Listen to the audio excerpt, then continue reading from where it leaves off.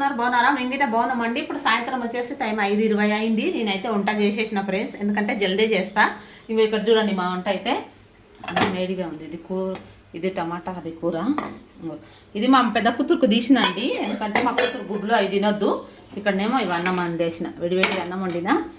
ఇక్కడ గుడ్ల కూర వేసి ఇక్కడ చూపి టమాటా, ఉల్లిగడ్డ, పచ్చిమిరపకాయలు, కొత్తిమీర, పుదీనా అన్నీ వేసి మసాలాలు వేసి మిక్సీలో నూరి గుడ్లు అలాగ ఉడకబెట్టి దాంట్లో వేసేసిన కూర చేసిన. చూడండి ఫ్రెండ్స్, ఇది ఇక్కడనేమో మా కూతురికి, ఎందుకంటే తీసినాను ఇది కొంచెం మసల కొట్టలేదు. మా కూతురు గుడ్లు, చికెను, మటను తినరాదండి. ఆమె గుడ్డు లేనిది తీసిన, ఎందుకంటే ఆమె కొంచెం హెచ్చరికలు అయిందండి. అందుకోసం ఒక 6 నెలల దాకా ఏం పెట్టరాదు అన్నారు. అందుకే ఆమెకు ఏం పెడతలేను, ఖాళీ గుడ్లు అది అలాగ చేసిన. ఆమె ఖాళీ పండ్లు, ఫలాలు అవి తినాలంట, ఆమెకు అవి పెడతా.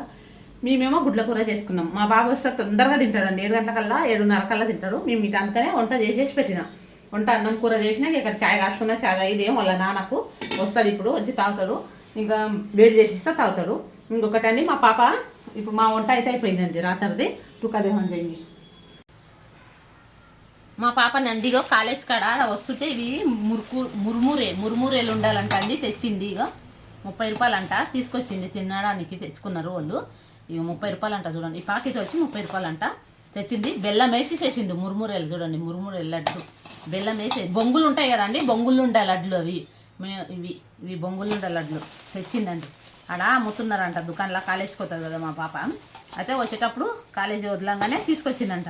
చాలా గట్టిగా ఉన్నాయి, బెల్లం వేసిండ్రు కదా, ఇంత గట్టిగా ఉన్నాయంటే అంత గట్టిగా ఉన్నాయండి. ఈ మాత్రం ఇన్ని వచ్చినాయి తింటారులే అని